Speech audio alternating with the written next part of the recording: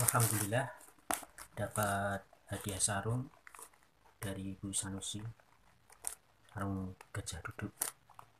Warnanya alhamdulillah dapat biru. Ini yang aku tunggu-tunggu. Selama ini kalau dapat sarung kebanyakan warnanya hijau. Nah, ini yang aku impikan, dapat warna biru. Alhamdulillah, insya Allah akan aku gunakan. Terus dapat hadiah jaket kain dari Pak Taswin. Alhamdulillah bisa buat gonta ganti untuk jaketku yang jin yang sudah melutuk warnanya. Terima kasih Pak Taswin dan Bu Sanusi untuk hadiahnya yang bersamaan saya terima. Jazakumullahu khairan katsiran.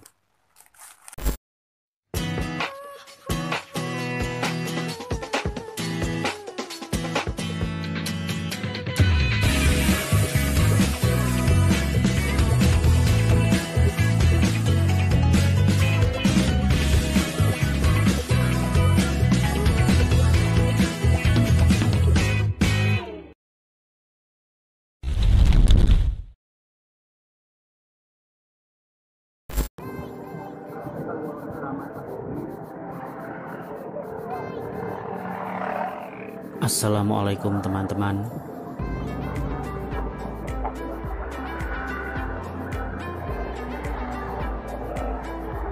Kembali kita akan bukber di Masjid Al-Mu'tasim.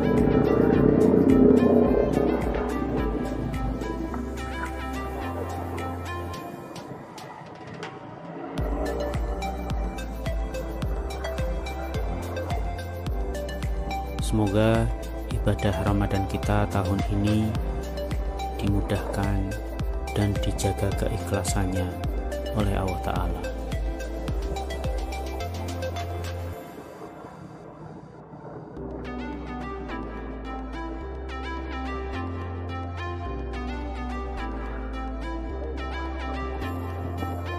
Tanah kosong. Oh iya. Mungkin kita akan berada di masjid hingga purna sampai sebada tarawih.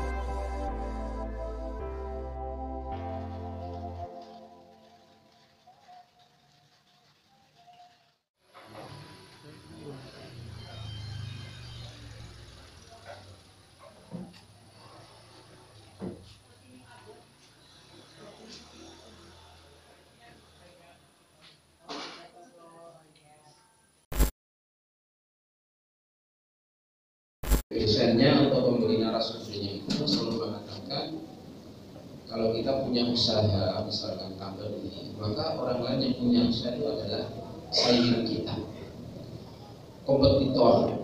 Apa itu memang rumusannya begitu? Apa itu pendapat orang tersebut? Beliau jawab, betul, itu memang sudah rumusan dalam teori ekonomi, dan saya juga mengajarkan seperti itu. Terus begini, ini saya mau diskusi saja.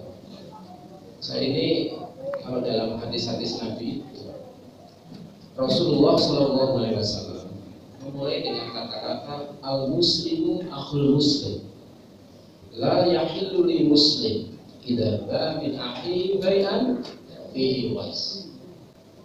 Orang Islam itu saudaranya orang Islam, dan tidak halal bagi seorang Islam dia menjual kepada saudaranya muslim dalam transaksi itu ada penipuan. Artinya apa?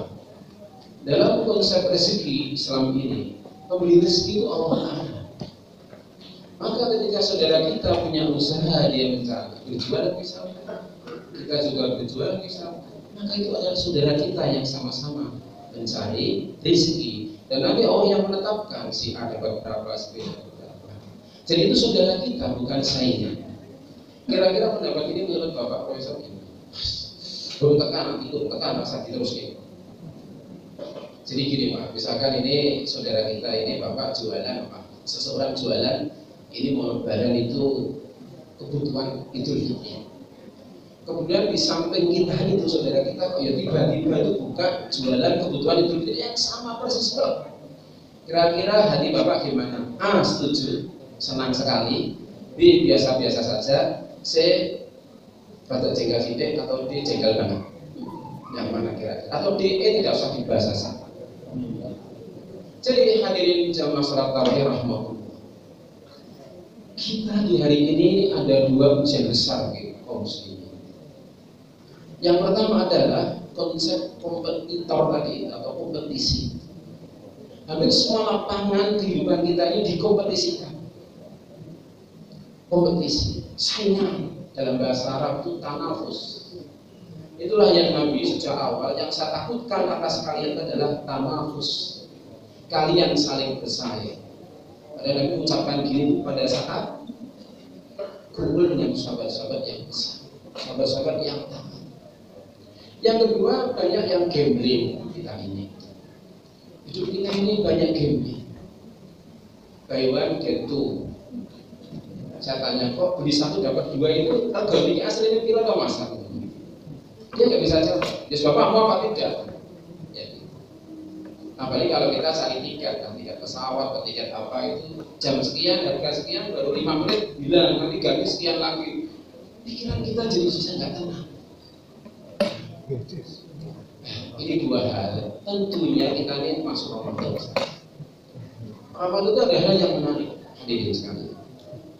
Kalau kita mau teliti hadis yang berbicara tentang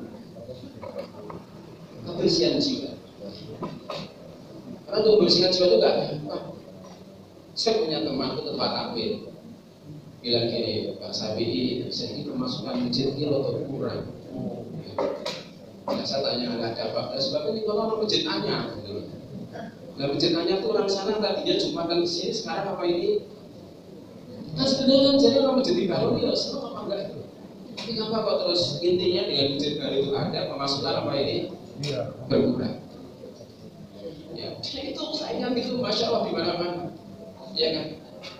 Luar biasa. Nah makanya ketika Rasulullah Shallallahu Alaihi Wasallam mau menerima perintah salat 5 waktu pada saat peristiwa Isra wal Mi'raj, itu beliau dibelah dadanya, dibelah dadanya oleh malaikat Jibril, dibersihkan dadanya, dibersihkan qalbunya. Para ulama memberikan penjelasan dalam hadis tentang pembelahan dada. Ada yang mengatakan Rasul dibelah dada 2 kali, ada yang mengatakan 3 kali, ada yang 4 kali, ada yang 5 kali. Tapi yang 5 kali hadisnya tidak sahih. Yang kita bahas yang 2 kali sajalah yang kira-kira benar. Pada saat beliau umur 4 tahun dibelah dadanya oleh Jibril. Jibril dengan kata-kata linaz'il alaq. Tugas Jibril ini membelah dada untuk linaz'il alaq, untuk mencabut al-alaq. Alaq itu gumpal darah yang satu bagian dengan kolbu kita, jantung kita. Terus Jibril alaihissalam itu berkomentar begini komentarnya. Kalau komentar Jibril bukan sembarang komentar ini mengandung makna apa ini? Hukum. Apa kata Jibril alaihissalam? Hada haddu syaitan minka. Ya Muhammad, hada alaqah ini haddu syaitan. Haddun itu maknanya adalah keberuntungan. Kalau itu diidhafahkan pada syaitan, berarti ini adalah keberuntungan setan minka darimu. Maka dengan dicabutnya alaqah bagian itu, maka para ulama memberikan komentar itu merupakan hifdzu minallah, penjagaan Allah Ta'ala dari Nabi sejak Nabi kecil. Itu merupakan dari ayat pengawasan dari Allah Ta'ala Nabi sejak kecil, sehingga Nabi itu sejak kecil dijaga sama Allah Ta'ala dan berbuat yang tidak benar. Salah satu contohnya itu adalah Nabi belum pernah memegang patung. Walaupun satu patung itu di mana-mana ada di Mekah. Nabi juga belum pernah meminum khamr, walaupun khamr saat itu sudah menjadi minuman kebiasaan dan belum diharamkan. Jadi ada hal-hal tertentu yang mau menjaga Nabi ini kan. Nah, sekarang pertanyaannya, panjenengan semua yang dari masjid ini, kira-kira alakoh yang menentukan setan itu sudah dicabut apa belum? Sudah, belum saya akan. Belum. Aku tidak akan pernah. Apa panjenengan mau buat apa ini proposal bilang masjid supaya bilang dadanya dicabut? Kan sesuatu yang tidak mungkin. Maka agar kita nggak digoda sama setan, caranya gimana? Yang pertama, ada contoh manusia khairul anam, sebaik-baik manusia yang sudah dijaga dari setan. Yaitu siapa? Rasulullah SAW. Maka biar perbuatan kita itu tidak digoda, tidak terganggu sama setan, persis dengan perbuatan kita kayak Rasulullah SAW. Namanya ittiba. Tapi kalau itu bentuk dohirinya, dan bentuk hatinya gimana? Maka Ramadan itu punya fungsi untuk membersihkan hati kita, ya kan? Daripada apa ini perbuatan-perbuatan yang jelek. Sebagai penutup, katanya Ramadan itu setan dirantai. Hadis sahih. Pintu neraka apa ini? Tutup. Abwabul jannah futihat abwabul jannah, futihat abwabus sama, futihat abwabur rahmah. Pintu surga, pintu langit, pintu rahmat dibuka, dicurahkan ke bumi. Tapi kira-kira kita ini kan tinggal nadai saja rahmat dan maghfirah dari Allah. Tapi kira-kira di Ramadan ini itu masih banyak nggak orang yang nggak mau beramal kebaikan? Setannya kesirang deh.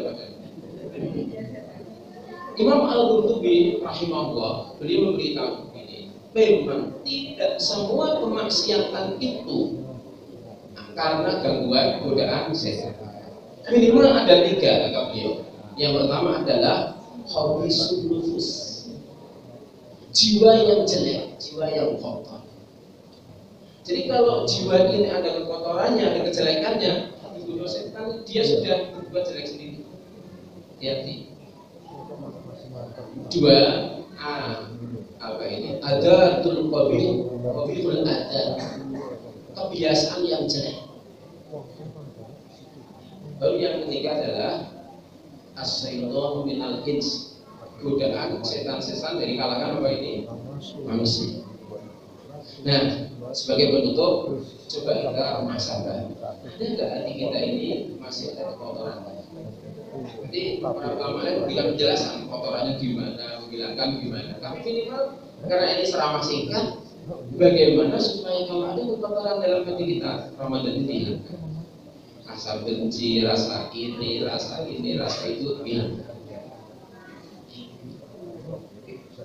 Saya kasih tipsnya. Nabi SAW ketika sudah dapat perintah sholat 5 waktu, terus selesai nggak sama Jibril betul nggak? Bumi lagi apa kan? Enggak. Masih diperlihatkan apa? Anna wal jannah.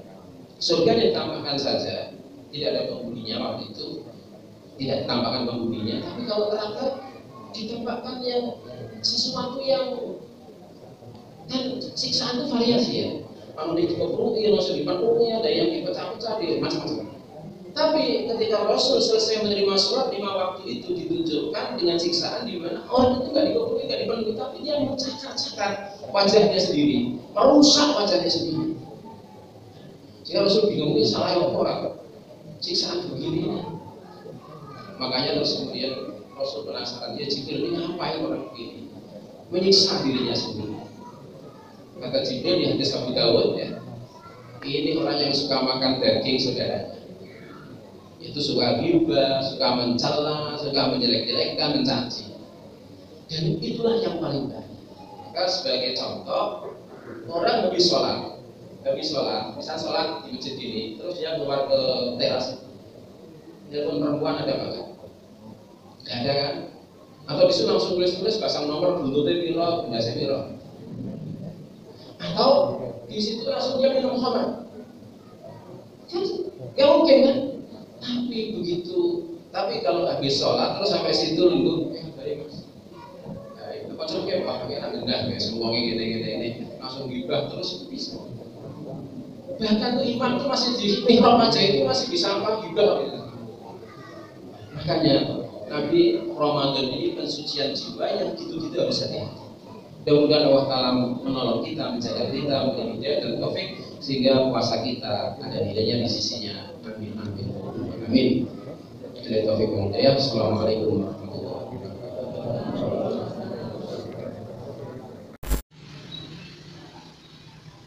Ini malam ke-8 Ramadan, Masjid Al-Mu'tasim, sebada tarawih.